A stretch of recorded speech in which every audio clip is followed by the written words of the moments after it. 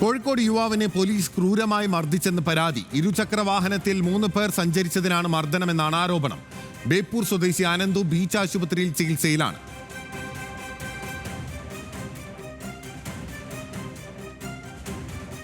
Trip എടുത്ത് പോയതായിരുന്നു. അപ്പം സാറുമാര് ജീപ്പിൽ വന്നിട്ട് കൂടെയുള്ള ഫ്രണ്ടിനെ പിടിച്ചുകൊണ്ടുപോയി. പിന്നെ കുറച്ച് കഴിഞ്ഞപ്പോൾ ഞാൻ അങ്ങോട്ട് പോയപ്പം ഫ്രണ്ടിന്റെ അമ്മ വന്നിട്ടുണ്ട്. ഫ്രണ്ട് അവിടെ നിൽക്കുന്നുണ്ട്. ഫൈൻ അടയ്ക്കണമെങ്കിൽ അടയ്ക്കുക, കാര്യങ്ങൾ അപ്പൊ പറഞ്ഞു ഈ ഫൈനൊന്നും അടയ്ക്കണ്ടെങ്കിൽ അവിടെ നിൽക്കാറുണ്ട്. പിന്നെ ആ റൂമിൽ തന്നെ നിർത്തിയിട്ട് സാറ് പോയിട്ട് ഒരു പട്ടിക എടുത്ത് വന്നിട്ട് പിന്നെ ആ സാറിന്റെ റൂമില് ക്യാമറ ഇല്ലാത്ത റൂം കൊണ്ടുപോയിട്ട് പട്ടിക വെച്ചിട്ട് ഫുൾ തലക്കും മോട്ടും മൂക്കിനും ഇവിടെയൊക്കെ അടിച്ച് ഇതാക്കിയാൽ സൈഡിൽ വീണ് കിടന്നിട്ട് പോലും സാറ് തിരിഞ്ഞു നോക്കിയാൽ കുറച്ച് വെള്ളം കഴിച്ചിട്ട് തന്നില്ല. എന്നിട്ട് പിന്നെ ഞാൻ അവിടെ ഇരുന്നപ്പോ ബാക്കിയുള്ള പോലീസുകാരും കൂടി ഒന്ന് മോത്തൊക്കെ ഒന്ന് കുത്തി.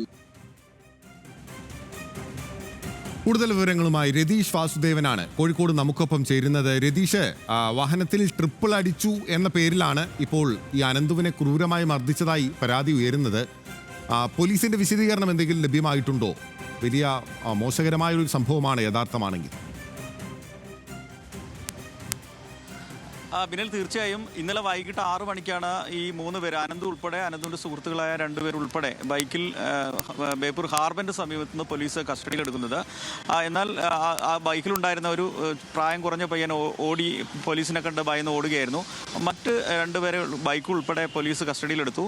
തുടർന്ന് ഈ ഓടിപ്പോയ പയ്യനെ ഉൾപ്പെടെ കൊണ്ടുവരാൻ അനന്തുവിനോട് ആവശ്യപ്പെട്ടു. അനന്തു കുറേ ഈ പയ്യനെ ഫോണിലേക്ക് വിളിച്ചെങ്കിലും കിട്ടിയില്ല.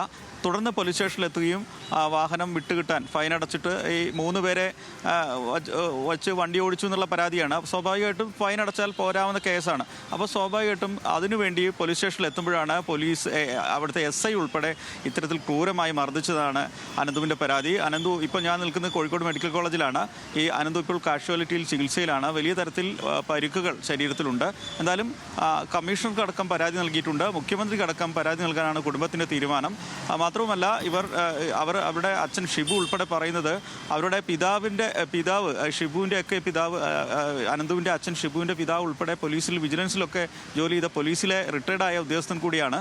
അത്തരത്തിൽ ഒരു മോശമായ തരത്തിലുള്ള പ്രവർത്തനങ്ങളൊന്നുമില്ലാത്ത ഒരു കുടുംബമാണ് തങ്ങളുടേത്. എന്തിനാണ് ഇങ്ങനെ 3 പേരെ ബൈക്കിൽ യാത്ര ചെയ്തു എന്നുള്ള ഒരു പെറ്റി കേസ് എടുക്കുന്നതിന് അല്ലെങ്കിൽ ഫൈൻ അടച്ചൊഴിവാകുന്ന കേസിന് ഇത്തരത്തിൽ എന്തിനാണ് പെരുമാറിയതെന്ന് ഈ പോലീസ് SI ചൂണ്ടിക്കാട്ടിയതാണ്. യഥാർത്ഥത്തിൽ ഒരു പെറ്റി കേസാണ്. ഫൈൻ അടച്ച് ഒഴിവാക്കാമായിരുന്ന അല്ലെങ്കിൽ ആ ശിക്ഷ വിധിച്ചു വിടാമായിരുന്ന ഒരു കേസാണ്. അതിന് മർദ്ദിക്കേണ്ട സാഹചര്യമൊന്നും നിലനിൽക്കുന്നില്ല. എന്താണ് സംഭവിച്ചത് എന്നതിനെ പറ്റി പോലീസ് ഔദ്യോഗികമായി വിശദീകരിക്കേണ്ടിയിരിക്കുന്നു. എന്തായാലും അനന്തുവിന് ക്രൂരമായ മർദ്ദനമേറ്റിട്ടുണ്ട് എന്നുള്ളതാണ് രതീഷ് പറയുന്നത്. അനന്തു ഇപ്പോൾ കോഴിക്കോട് മെഡിക്കൽ കോളേജിൽ ചികിത്സ തേടിയിരിക്കുകയാണ്.